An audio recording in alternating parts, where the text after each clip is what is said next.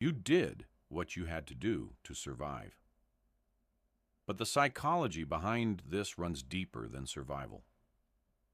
Dr. Judith Herman's research on complex trauma shows that when these adaptations become your default way of being, when hypervigilance becomes your baseline, when invisibility becomes your identity, when caretaking becomes your worth, you end up living your entire life in survival mode.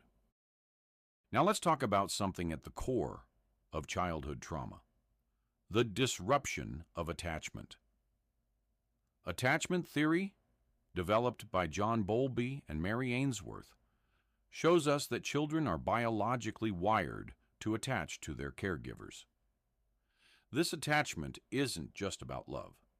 It's about survival. The child needs to know, if I'm in danger, will you protect me? If I'm scared, will you comfort me? If I have needs, will you meet them? When those needs are consistently met, the child develops what's called secure attachment. They learn that the world is generally safe, that people are generally trustworthy, that they're worthy of care and protection.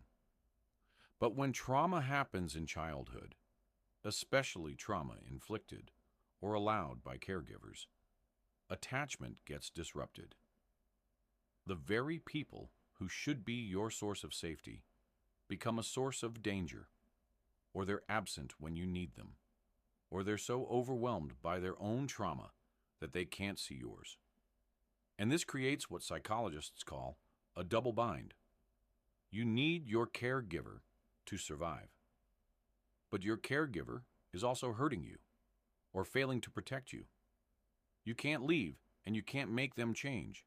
So your developing brain does something remarkable. It changes how you see yourself instead. Here's what's really happening. If the people who are supposed to love you hurt you and you can't survive without them, your child brain concludes, it's not them, it's me. I must be unlovable, unworthy, too much, not enough.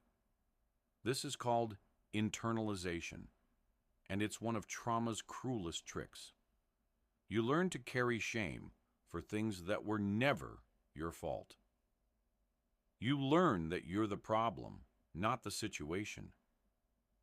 You learn that if you could just be better, different, less, more, maybe then you'd finally be safe, finally be loved